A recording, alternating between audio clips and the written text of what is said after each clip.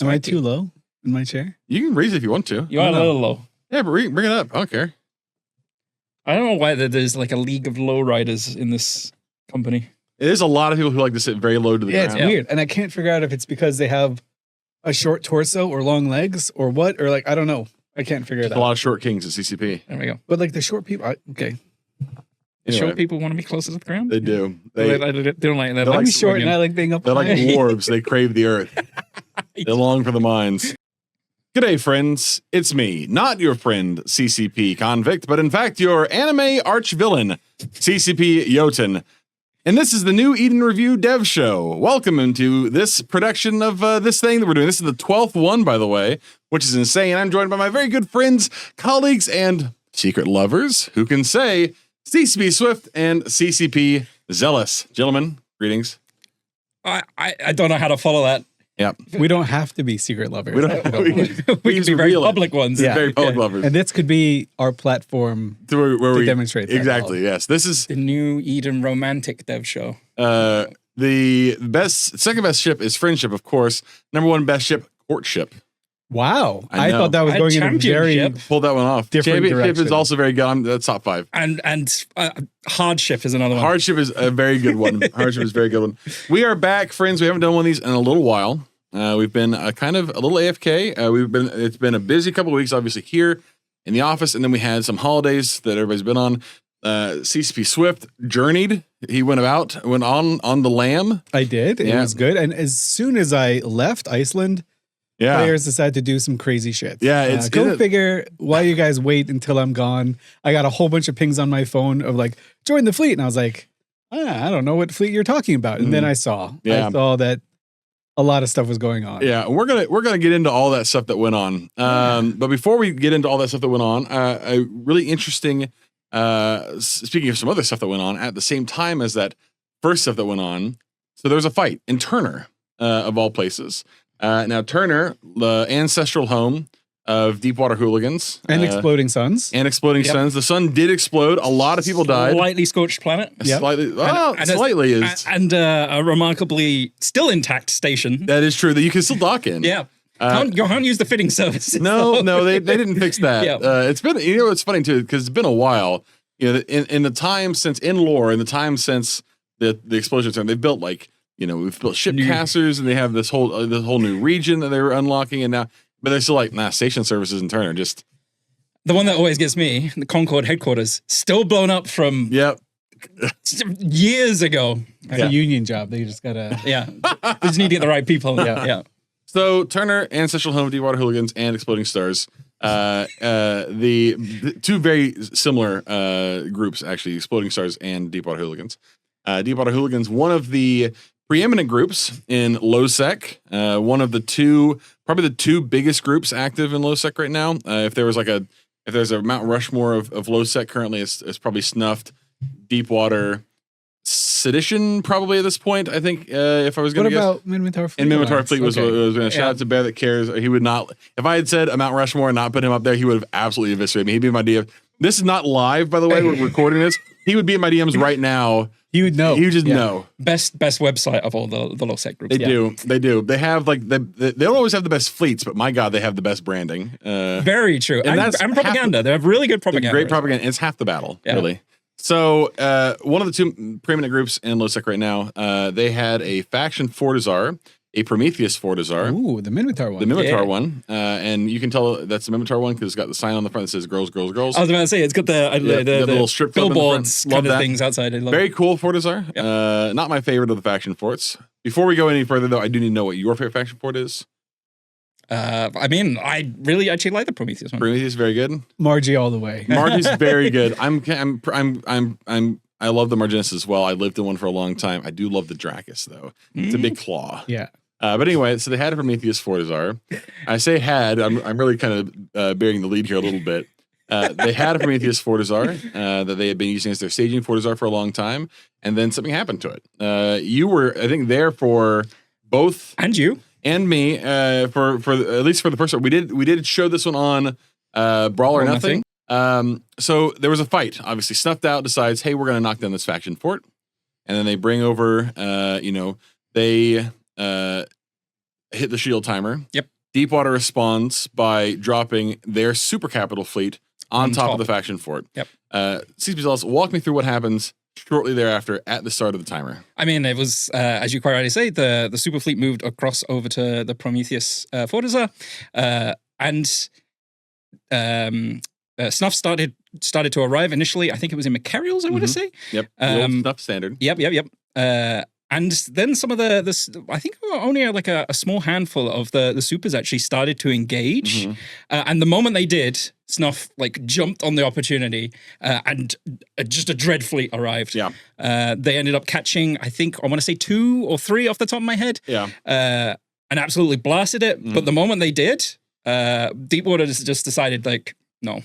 Time to go. Not engaging that. Yep. And they ended up leaving. Battle played out. They ended up taking down the armor timer, and it just left us to the battle that came later. Yeah, which was very cool. Obviously, there was some talk back and forth early on. I got a chance to talk to some friends in Snuffed, including our very own moderator, who a longtime AT commentator. Yep. And microphone was unmuted. I hope he was muterator. No muterator this time. He nice. was we were typing, so he may have muted. I don't know. I just sort of have to assume. Yep.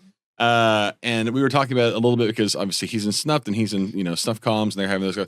And I think they really thought at that point they were sending those dreads to die. Yeah. Just hoping that they could trade well enough to kill a couple supers to make it even. But they did drop a ton of dreads.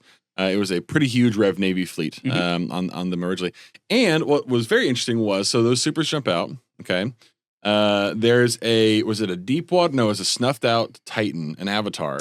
Oh yeah, so while this was going on, back in Amamake, yes, Minmatar fleet seized the opportunity. First of all, rat behavior. Can we just talk about the fact there's a huge engagement going on, and they're just like, I love it. We're gonna get our cheese. Yeah, absolutely. Yeah. So I think Snuffed was like leaving from Amamake and joining over in Turnur, which I think is like 7 jumps apart roughly. Yeah. And Minmatar fleet, seizing the opportunity, started to engage some of the Snuff in Amamake. To which Snuff did not like that. No. And as you correctly say, undocked their Titans in the system. And we got a couple of Doomsdays fired off from the Snuff fleet against Minmatar fleet. So I was talking to, after the fact, I was like going through the footage because I was, thank God, I managed, because somebody was like, oh, something's happening in Amamake too. You should go check Amamake. And I'm like, there's a fight happening here though. It wasn't really a fight. They had mostly just cleared up. They were clearing up some subcaps. They'd already killed the Aeon, the Deepwater Aeon on the faction fort. And so I'm like, fine, we'll go over to Amamake and look. And as we get there, we see they've tackled the Titan. And I go, okay, well, maybe Minmatar fleet gets a little cheeky Titan kill here. About that time, I think probably like 20 Titans undock. And they're all stacked, on the Keepstar undock, they're all stacked there on top of each other. In like lines. And I got a ping after the fact by Michael 1995, CEO of Laserhawks, who happened to be watching at the same time. And he called out what was, and I went back and looked at the coolest. I didn't even really clock it in the moment, because there's just so much happening. How cool it was to see, you basically have 4 lines of Titans, and they all start DDing at the same time. So you just have multiple DDs coming from the same spot. It's like a light show. Insane. A light show of destruction. Insane. I like Snuffed in that moment. I was like, okay, Snuffed. I see your whole steez. Like this is not bad. This is very impressive. And that was probably when I made the comment that we talked about earlier that I won't discuss here on this stream, but that was, I think, when I said that about how Snuffed is they're very proficient at what they do. Yeah, I think a lot of groups wish that they are able to do quite the same kind of things that Snuffed is able to do with the impunity that they do it with, which I think, and again, this is also not supposed to be the Snuffed glazing show; it's a different show, but it was very impressive. And then, so they hit the armor timer. There's now a hull timer for them to follow up on. Yep. And this was happening concurrently with another major thing we're going to get to shortly. Yep. But what happens during the hull timer? Yeah, so they came back again, and once again it was Macarials, and I think this time it was actually Macarials versus Macarials initially on the grid. So it was actually there was some really cool shots of like the one fleet of Macarials coming from underneath the Fortizar, and then like another one that was just kind of coming across the top of it. But again, I think it was Bargas Cinder coming along as well. But long story short, I was actually quite surprised I didn't see the super fleet return, because that was also just the moment of like, if they had decided to commit to it, I kind of wonder if they like commit the super fleet and save the structure, Yeah. or you're gonna let the structure die. It's like, Yeah. I love the little like micro decisions that these groups make, and I wish I know for sure like what they're thinking at the time, and maybe at the time they were like, oh, we can take our super fleet out now, and it'll catch them off guard, and then they were prepared for it a little bit too much, and like just so much like planning goes in. And it's a decision that you have to make quickly because the moment passes very fast, especially in fights like this where you don't have hours of tie-dye to make those kind of calls. And not to say that that makes it any easier, but in a situation like this, especially when we talk about the initial jump out. Yeah. So Snuff jumps all those dreads in. They jumped. I mean, there was a lot of supers sitting on top of the faction for it. It is possible, albeit perhaps maybe unlikely, marginally unlikely, that they would have been able to just fight them off.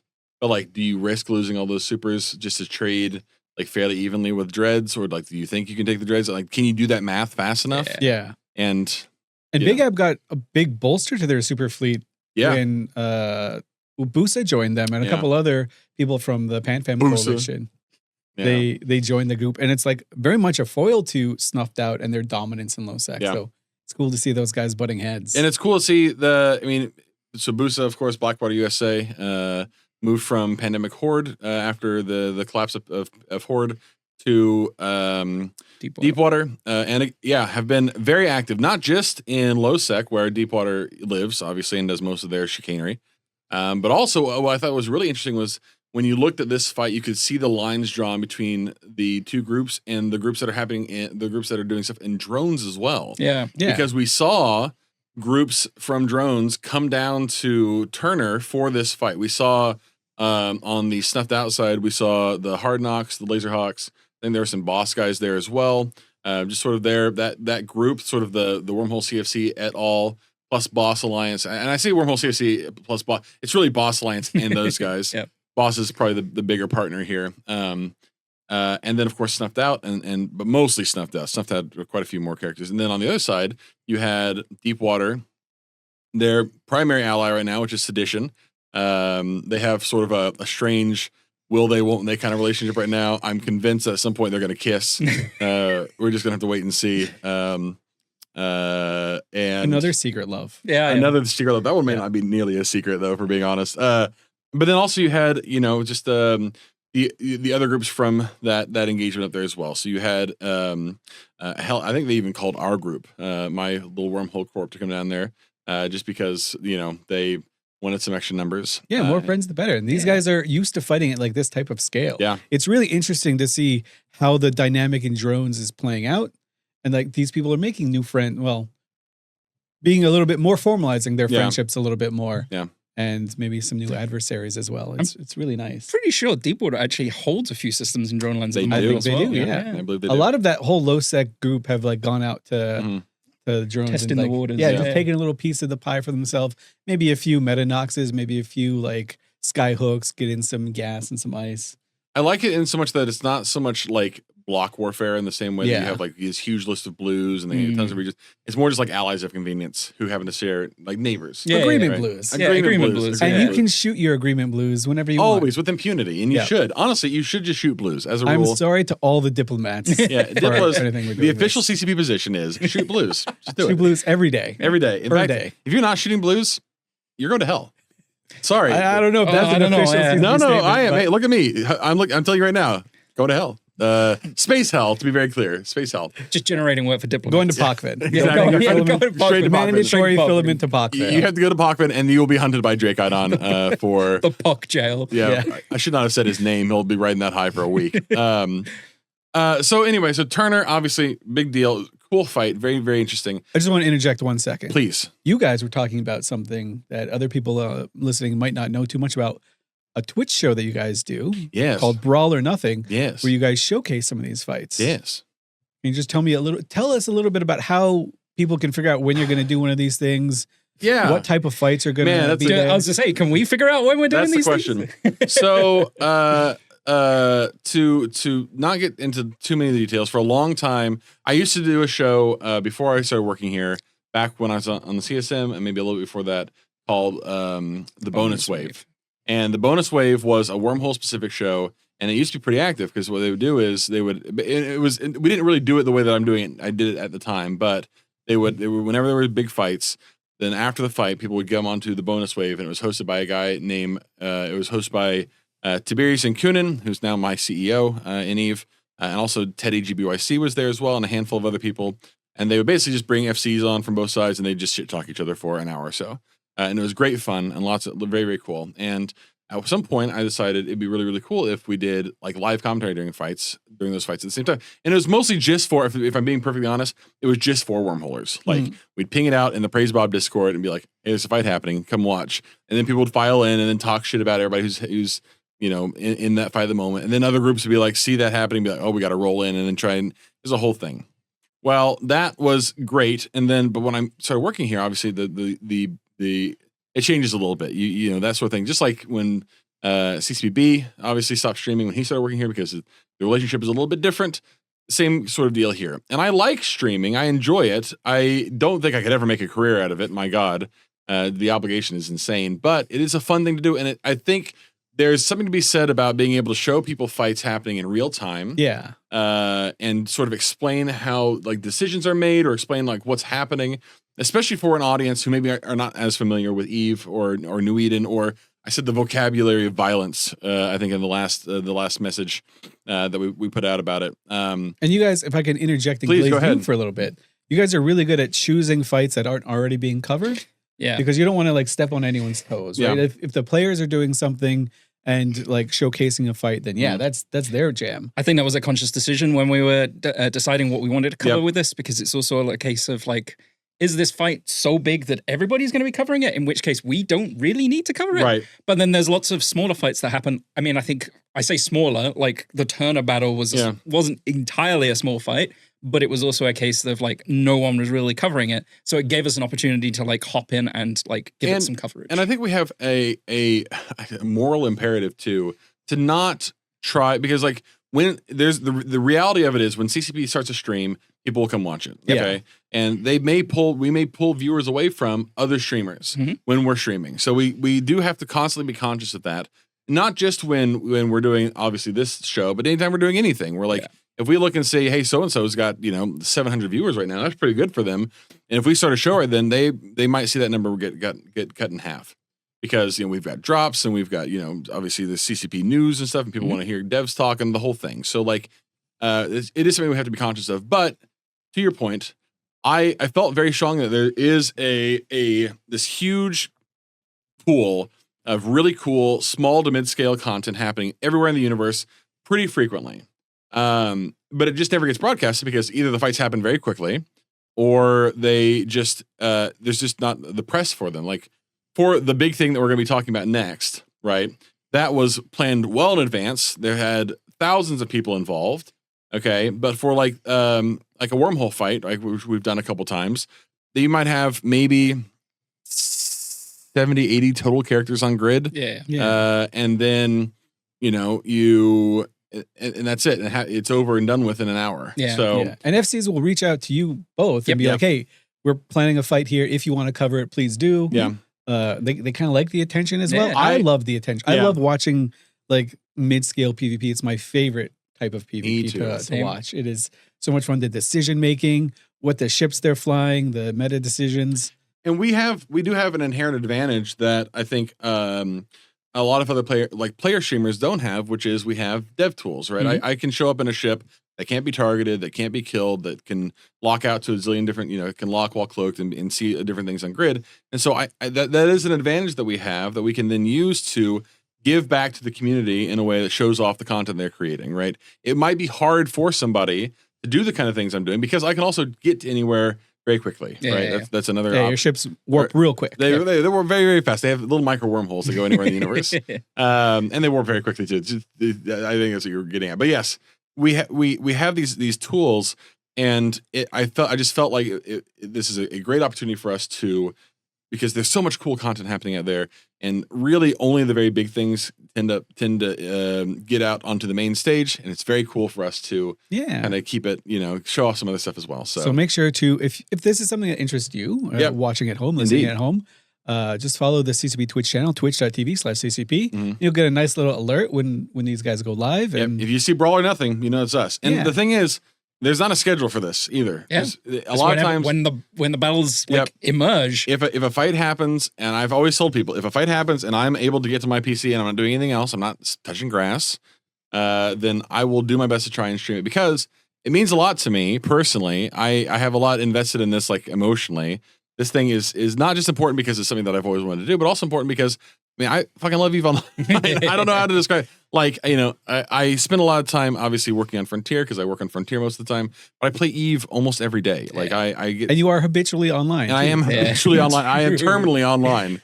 I've played EVE since I was 15 years old. Like this is having the opportunity now to then show all that off to other people again. Audiences we should study you actually. Like maybe a dissection after. Yeah, we might need a brain scan to figure out how EVE changed. It's like very specific EVE CTE. Yeah, they can make a movie about it. Yeah. I do enjoy your commentary for it though. You have like the Alliance tournament commentary skills of like. You have to do a little bit of guesstimation on every fight as well. It's like trying to figure out the intent behind everything and what everybody's doing. Well, and the best part is when you get it wrong. Oh yeah, people will be quick to correct it. Yes, that's actually the fastest way to find out anything on the internet. This is well known. Just be make wrong. something up. Make something up. Yeah. What they don't tell you is all the different comp names and different metas in the Alliance tournament. By the way, all just made up. Yep. People Octo, it's made up. No, Kingslayer or King Smasher. Kingslayer is a real one. Yeah, that's the one. Just somebody made that up one time. Speaking of Alliance Tournament, we should talk about the Anger Games, but we've been dancing around one thing. Yeah, we have a little bit. The one thing. So let's talk about. I was on vacation. Away from my computer. So help me piece this together. What happened? Right. So last Friday. I think Asher held a State of the Union. Yep. Asher Elias, they're being leader of the Imperium. Leader of the Imperium, yes. And said that they're going to go to war with Winterco. Mm-hmm. And their first target was a Keepstar that they dropped in the system of Atioth and Geminate. Yes. Not the only named system in actually, it is the only named system in Geminate. Did you know? Is there? No, there's another name system. There's another one, yeah. Don't ask me what it is, but I'm pretty sure that there is. Just a subtle Poitot reference, but it's fine. Very good, thank you. So they dropped the Keepstar in Atioth. Yep. They've had been fighting there for the last couple weeks, right? They killed some test structures in Atioth before. And so walk me through a little bit what happened.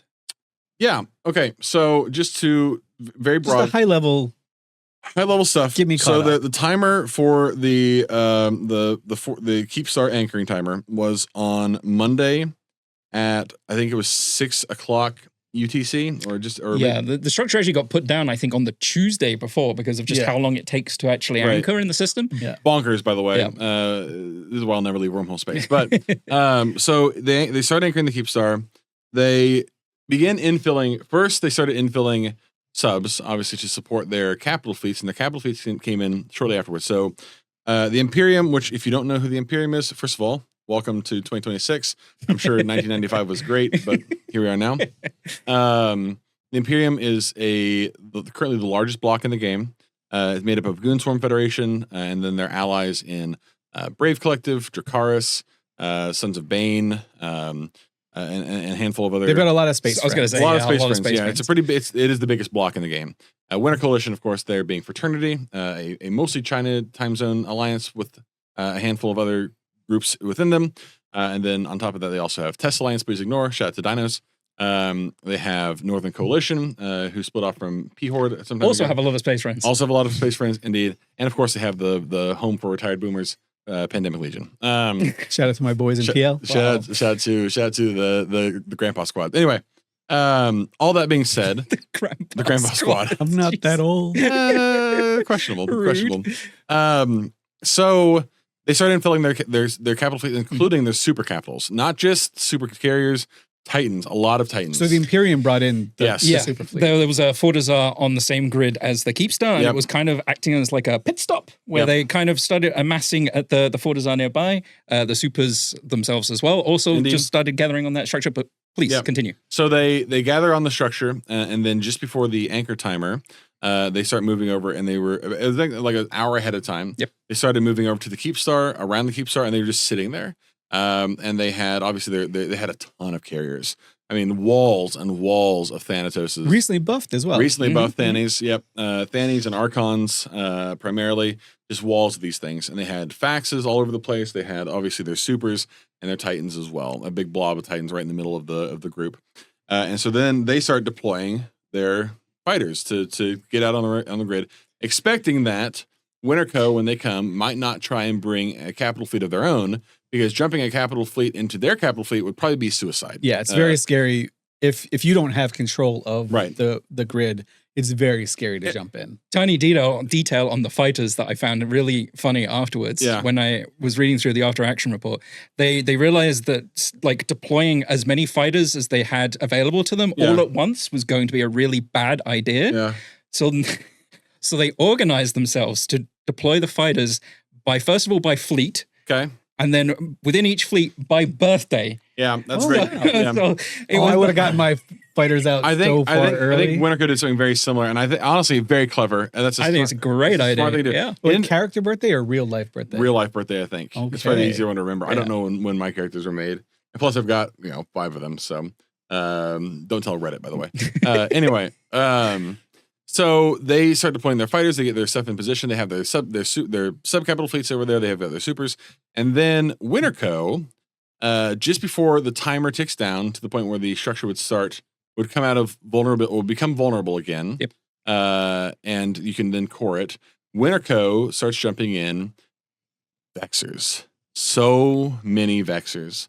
More Vexers than I've ever seen in my life. And that we've talked about this actually on a Brawl or Nothing episode a couple weeks ago when we were talking about a fight in the drone lands, where it is a strategy, a legit strategy, because drones are hard to kill when they are very far away from you. They're very small and they move fast. So you really need to kill the ship that is killing the drones, or that launches the drones, or doing something to that ship to disable it somehow. What you can do then is, if you want to kill a structure, you can bring just a ton of little drone ships, have them launch their drones, and then tell them to fuck off. They were overpropped, so 100 meganewton afterburners on them. So it's kind of like a Zerg tactic. Exactly. Right? If you want to take a StarCraft. Yep, and then just orbit. You don't have to anchor, just orbit. Because one of the things that you benefit from if somebody's anchoring, if you have a bunch of people anchoring on a single character, is if you web down that one character, they're all just sitting there now. And you can just go in there and do your dirty business. But if they're all just spread out, just orbiting the structure freely, now you have to chase down every individual Vexer. As a fleet, it's a nightmare. Yeah. And so this is it's a Vexer. Sorry. Nice. You know what? That's a star. You deserve that. And interestingly enough, this is a tactic that we saw the Imperium use in World War B too, when they were fighting in like YZ9 and FWST. First, they were using Ravens, because kind of similar concept. They can all delta split around. Yep. Then they were using Myrmidons, which are like pretty beefy ships, take a while to kill. You can get them pretty efficiently flown, and just zerging drones at things. So this is something that players have evolved over the years. Even in high sec, like people are using like Algoses even. Yeah. The Vexer is kind of the platonic ideal of this, really, because it's so cheap. And you can, they ended up, spoiler alert, they fed so many thousands of Vexers on that grid. But, the Vexer did the job. The noble Vexer did the job it was supposed to be. The objective was right. If you don't care so much about numbers and you care more about the objective, sometimes you can get both. Yeah. And that day, Winterco ended up getting both. And the way it worked out was Winterco comes in. Winterco begins distributing their drones as well, because they have, again, thousands of Vexers and thousands of other Logi ships and everything else on grid at the same time. And then around 6:30, we lose a node. And without getting too deep into the details of this, obviously, anytime we lose a node on Tranquility, the server then starts to try and recover. And the way it recovers is, it says, okay, well, here's that system. Here's everything that was in that system. We're going to put it on another node over here. And then we're going to try and bring this node back up and keep it in reserve, right? So it tries to recover as quickly as possible. That's difficult when 10,000 people are trying to log in simultaneously. Yeah, I think that's one of the interesting bits here is just the sheer number of players that were involved. Yeah. This actually broke a record for us It did. of number of players concurrently in one system doing stuff. Yeah. With 10,000, I can't remember the official number. 262, I think it is. Something like that, which shatters the record from World War B2, which had, I think, like 6,800 people at a single time. It's such a mixed, and it's so funny to watch what people have said about it after the fact, because you have two minds, I think, about this, and I want to be as sensitive about this as I can be, because I know a lot of people have strong opinions after this fight. But you have two very large groups, I think, or two distinct groups. One of whom says whatever happened after the server went down is insane, and we should not. There's no way that should be a thing that happens in 2026. Like this is the way that the server became the playability of the server after that point was perhaps very poor. But then you have another group of people who are equally as loud who say, "You guys have no idea how insane this thing is. Like the fact that it's able to do this at all at that scale." And like maybe there should be some considerations about fights getting that big in the first place, but at least in the short term, like the fact that we were able to get 10,000 individual characters and TQ were just churning along, like yes, admittedly dropping thousands and thousands of taking what was effectively 7,000 objects on a grid and turning it into 250,000 objects in an instant is perhaps not ideal. Yeah. So we do lose a node at about 6:30. And we try to remap. In the process of remapping, we actually had to kick one of a staging system over to another node because it had also been reinforced. And then Atioth comes back online. Everybody tries to get in all at once, and then we have some issues. So yeah, it's really difficult to kind of feel what's going to happen when those moments happen, when those moments occur, and it's difficult for us to see exactly what's going to happen. Right. But suffice to say, like when a Vexor is trying to come online versus when a Titan's trying to come online, even though like the client doesn't care that different ships, whatever, the Titan not getting online is much more significant if you're in that Titan, right? Yeah, because TQ just sees objects in space. Yeah, TQ sees data values and says, okay, well this is a thing trying to get in, this is a thing trying to get in. Right. If you have 200 Vexors that get disconnected and only see black screens for the next 3 hours, it's not that big of a deal. I mean, it sucks for those players, obviously, but if you have a Titan pilot who's doing the same thing and is trying to log in with their ship sitting in space, that's a bigger problem. And so this is going to be dissected there and back. And I don't want to like be cavalier or anything about it because this is a pretty serious event.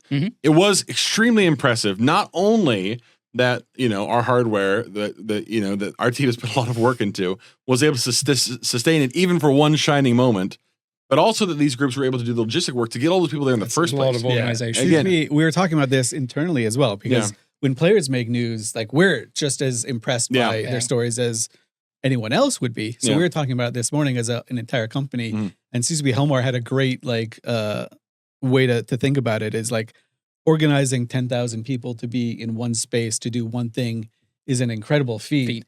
Just think about how you're trying to plan like a kid's birthday party. With like 40 kids that are just doing a whole bunch of hair. Anybody who has ever tried to organize a D&D night should know that getting any number of people, regardless of how many alts they had in that space at that time. And I want to give shout out to Winterco here too, because they were actually playing mostly out of time zone for them.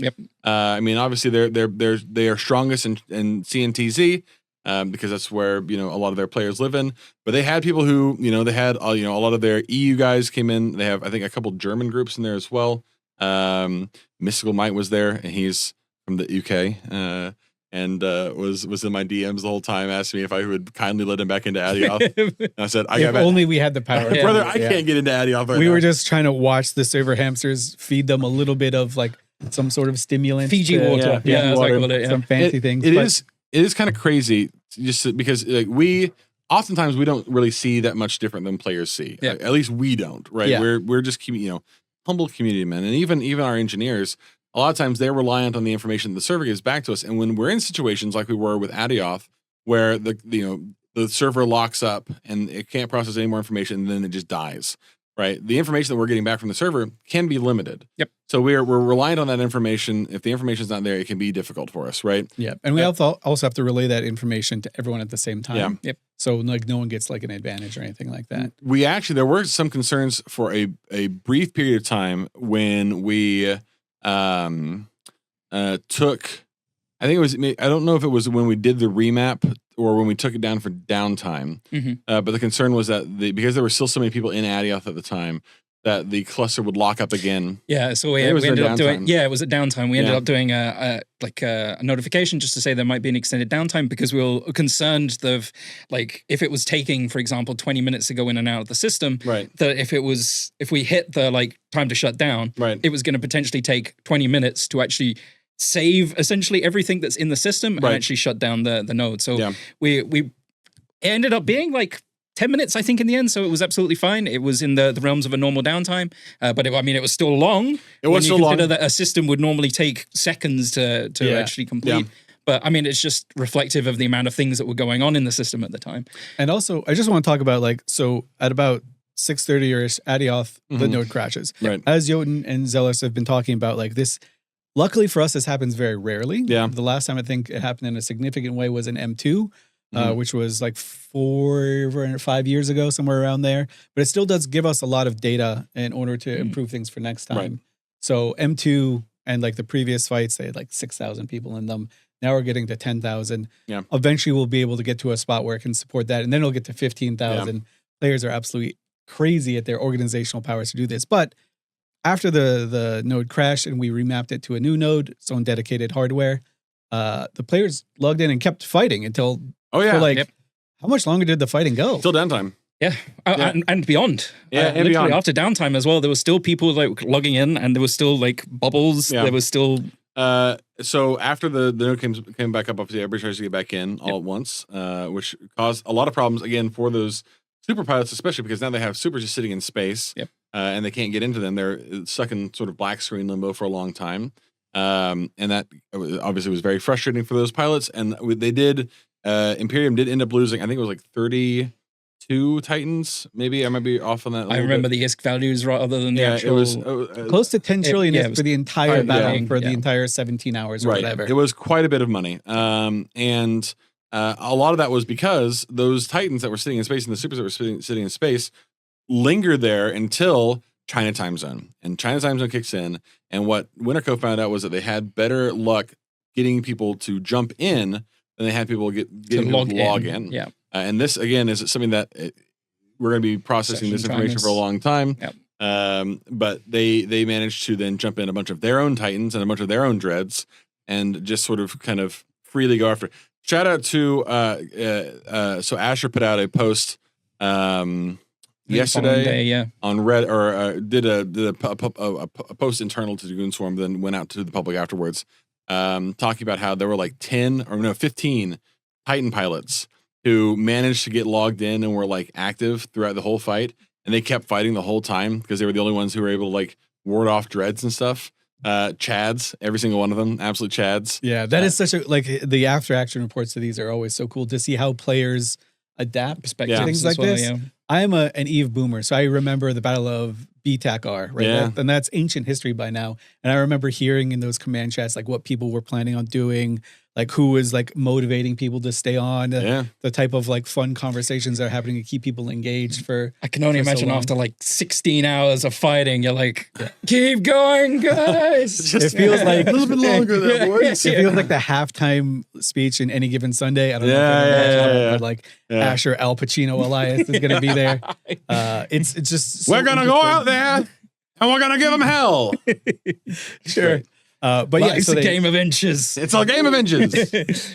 They wouldn't have got those inches. And they're still fighting like even right now because I think the Imperium currently, as we're recording, controls the grid for the system of Atioth. So if any of the Winter co-pilots try to log back in, they're going to get decimated by us. Yeah. So now the onus is now on Winter Co to kind of break the camp, break their capitals that might be stuck in there free. It is just phenomenal to see the organizational and just the tenacity of these guys in like the first week of this new war. Speaking of that organizational point, I did a little bit of math at the time as well. And 24% of all of those that were logged into EVE Online were present in Atioth at that time. God. It was crazy. I think we hit huge 37,000, I think, at one point, just before like total online. Just before the server went down, and you could tell because it was like a snap, where like the node crashes and that number drops down to like 27K. Hamster Thanos did a snap. That's exactly right. I mean, again, this is going to be talked about for months at this point, or for forever. Honestly, people would talk about this thing forever. Yeah, I mean, this hit our record books. Right? Like this is going to be something that we have to just kind of remember and celebrate and just. Celebrate what there is to celebrate, certainly. There's obviously still a lot we can learn from it, as you say, and work to do in the future. But man, just seeing if this is the first salvo of a war It's not going to be a bad war. Yeah. I don't think. I mean, you talking about Ash's post, and literally at the end of it, it was like, this isn't going to put us off. We're going to go. Yeah. We're gonna give it all guns. Yeah. So power to absolutely love to. The memes have been phenomenal. Daryl with with the large Republic Fleet Large Shield has been there. That's just there was also a Leviathan with some tracking enhancers as well. Yeah, which the Blaster Leviathan, of course, standard tech. Yep. Love that.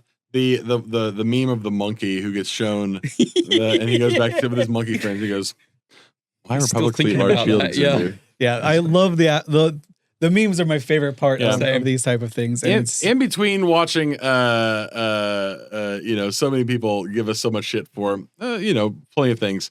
There have been a handful of bright spots, and that there's also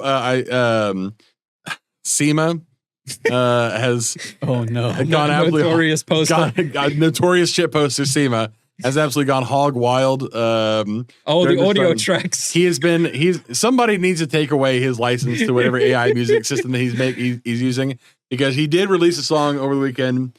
They released a song, but called "We Definitely Crashed the Server," which of course is a reference to the song during the war, which was "We Didn't Crash the Server."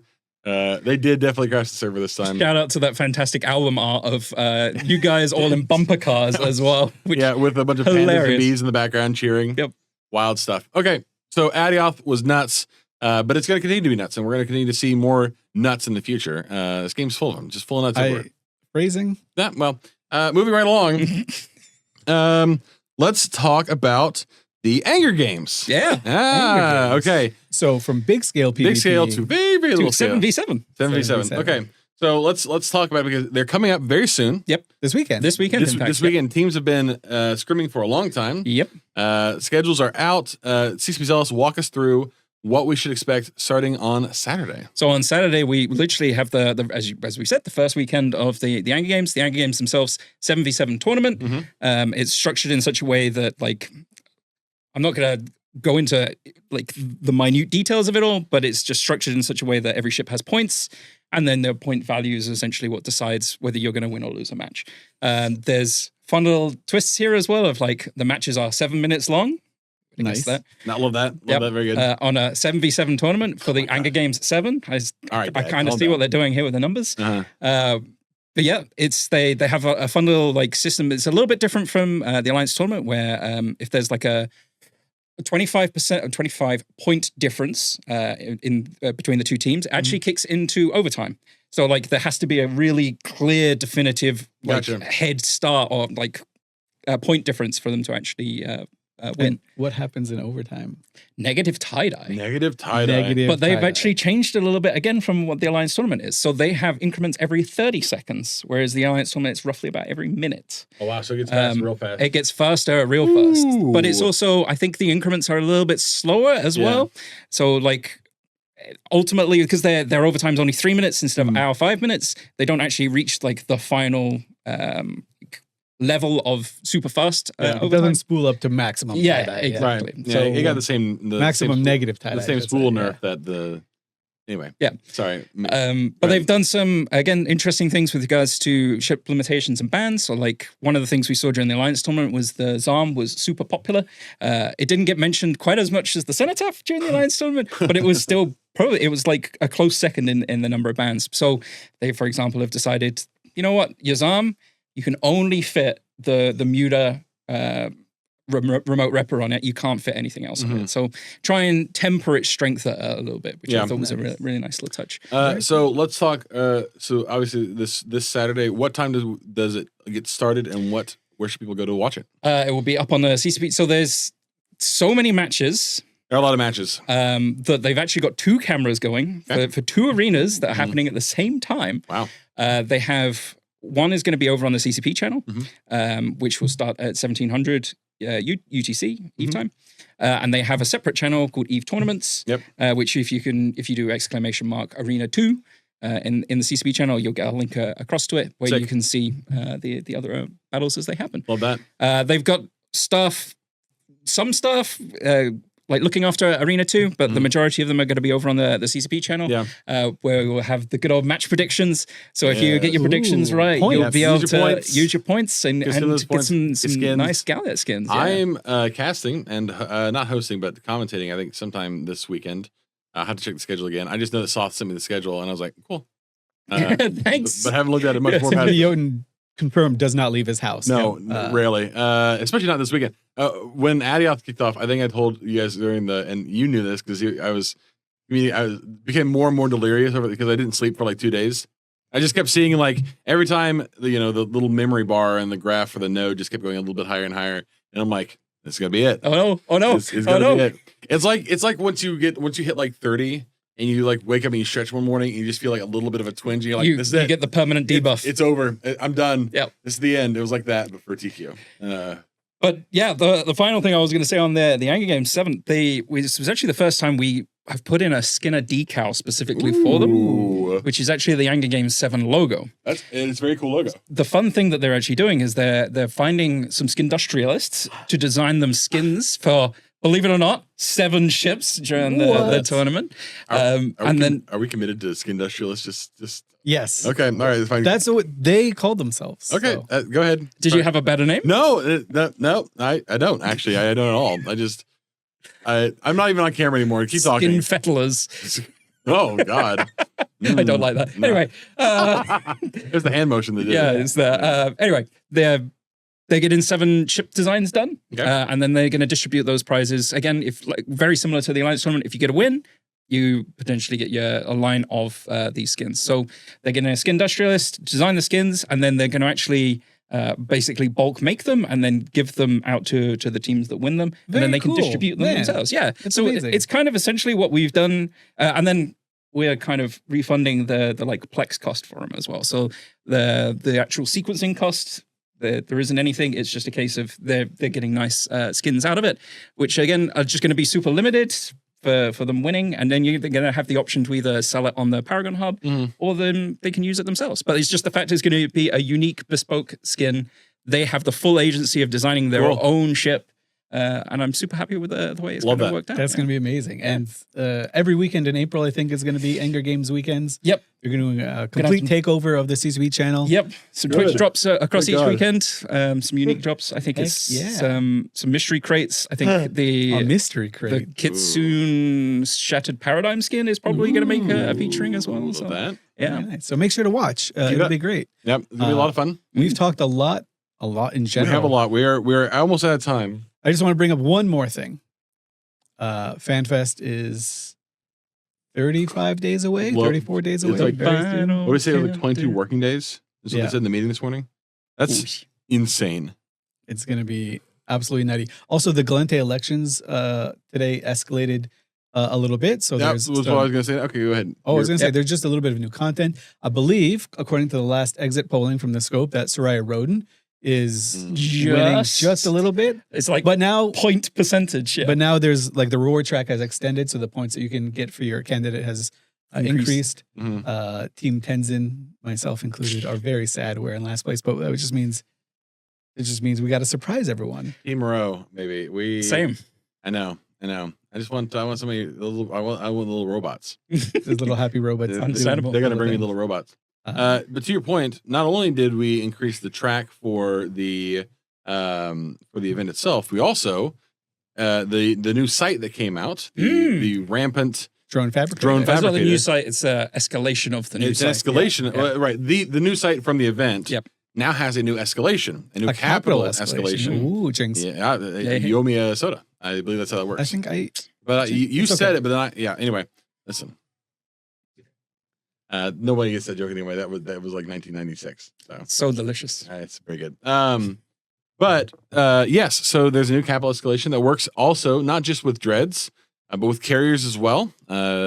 Drones, I think, will behave a little bit differently. Yeah, I think it kind of obeys the new Concorde carrier logic, where they're going to ignore the fighters. I think there's actually a damage difference as well, where they attack. If they attack carriers, it's only 50% of the damage. Yeah. If they attack other capitals, I think it's 100% of the damage. And I think the only ship capital-wise that's excluded is Rorquals. Yeah. As well. So honestly, fuck them. The Rorks have had it too good for too long. I'm excited to see there are a whole bunch of groups that are kind of like trying to dissect new content. And this one in particular.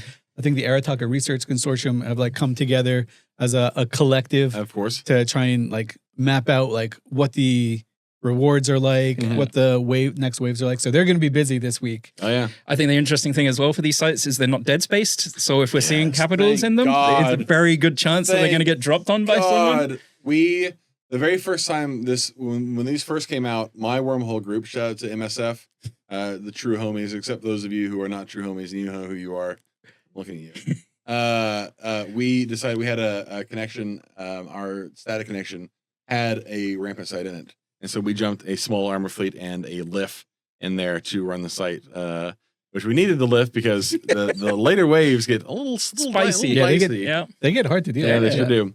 And it scales in complexity. Like site scales in complexity depending on what you bring as well. Yeah, so you bring a capital and it gets harder. Here's what I'm going to tell. I'm going to speak to the people for just a moment. You give me just a second. People, listen to me. Wormholers specifically, and mostly I'm just talking wormholers. Listen, if you're running these sites, don't roll your connections. Just run the sites. You know why? You know why? Because people will jump into you, and then they can come over and you can try and kill them, and that's so much fun. Don't be a coward. Don't roll your connections. And this is actually true for the whole of New Eden. Don't roll connections. Leave those babies wide open. Let people freely come and go, and then kill them. Kill them dead. That's all I got to say about that.